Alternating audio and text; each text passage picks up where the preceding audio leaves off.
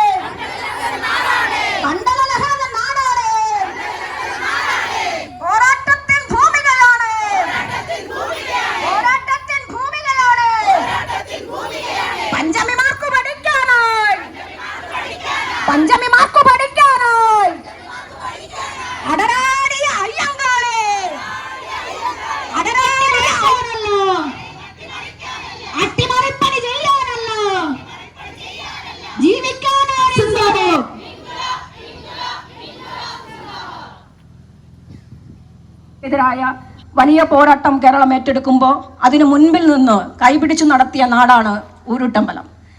പഞ്ചമിയെ കൈപിടിച്ച് അയ്യങ്കാളി ഊരുട്ടമ്പലം LP സ്കൂളിലേക്ക് കൊണ്ടുവന്നത് ഈ നാടിൻ്റെ ചരിത്രമാണ്. പഞ്ചമിയുടെ തലമുറയിൽപ്പെട്ട 5ാമത് തലമുറയിൽപ്പെട്ട ജയശ്രീ ഉൾപ്പെടെയുള്ള അവിടുത്തെ ആളുകളെല്ലാം സ്വാഭാവികമായും പുരോഗമന ജനാധിപത്യ പ്രസ്ഥാനങ്ങളുടെ ഭാഗമായി നിൽക്കുന്നവരാണ്. അവർക്ക് മതനിരപേക്ഷ ജാതിരഹിത രാഷ്ട്രീയത്തിന്റെ കാമ്പും ഉൾക്കരുത്തും അവരിലുണ്ട്. അവരെല്ലാ കാലത്തും അങ്ങനെ നിൽക്കുന്നവരുമാണ്. ഇവിടെ മാറനല്ലൂർ പഞ്ചായത്തിന് വന്നവരല്ല. സ്കൂളിനകത്ത് കയറണം എന്ന് തീരുമാനിച്ച് ഞങ്ങൾ വന്നാൽ നിങ്ങൾ ബാരിക്കേഡ് അല്ല ഇലക്ട്രിക് ലാത്തി ഉപയോഗിച്ചാലും ഞങ്ങൾ ഈ സ്കൂളിനകത്ത് കയറിയിട്ട് തിരിച്ചു പോകും. ഞങ്ങളുടെ ആവശ്യം ന്യായമാണ്.